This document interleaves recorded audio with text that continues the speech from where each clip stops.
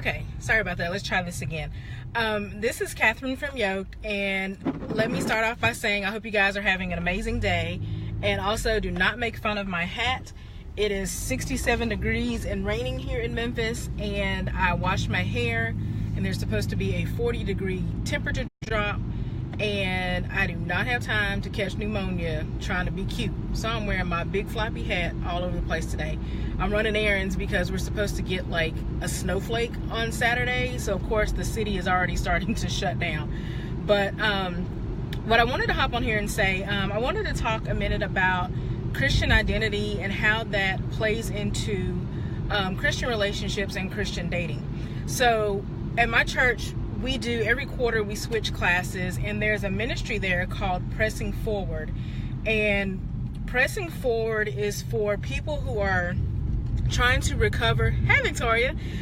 For people who are trying to recover from destructive behaviors.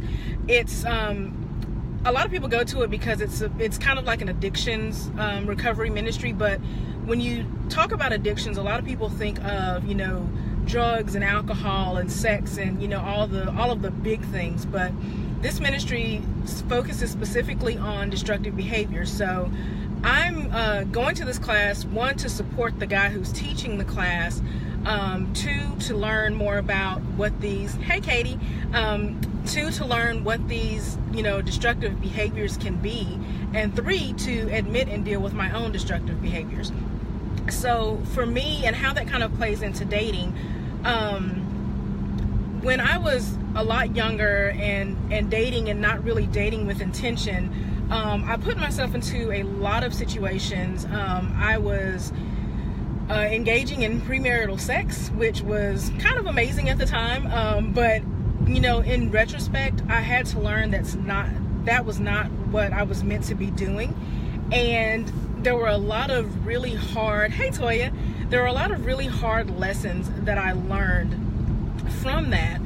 But as I've grown up and kind of, gone to therapy myself, I realized that I was engaging in those destructive behaviors because I was looking for somebody to love me and to complete me. And that was not something that any human man could do. And, again, that's stuff that I had to learn the hard way. I learned from those things, and I've grown from those things. And so now that I'm kind of getting into ministry and wanting to get this message out there, the new destructive behavior that I've allowed to form in me is my insecurity and my being an introvert. So coming on and doing videos is really hard for me. Once I do it, I'm okay, but just getting out there and saying, hey, let's talk about some things today, and being open with people, it terrifies me. So easier for me to do this when I'm driving because there's something else kind of, keeping my focus off of, everybody watching me. So anyway, talking about destructive behavior. So what we talked about in the class last night was identity.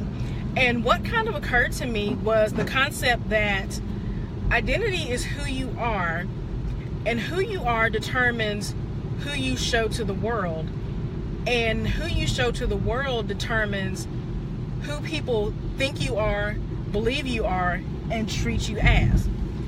And especially as a Christian woman, when you don't know what your identity is, and you don't know who you are in Christ, those things get out of order and get mixed up. So when you're trying to figure out exactly who you are, the world has a much bigger influence on who they think you should be. And we come into a lot of conflict with what the world thinks we should be doing and who the world thinks we are, when we don't know exactly who it is that Christ wants us to be.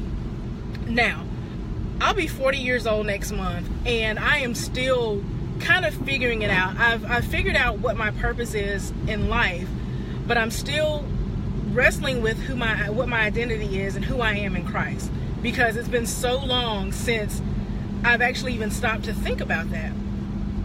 And I bring that up because not knowing who I am and exactly what I was supposed to be doing in life directly affected how I entered into relationships and how I dealt with men that I wanted to be my husband and the situations that I put myself in trying to find a man when I was focused on the wrong man.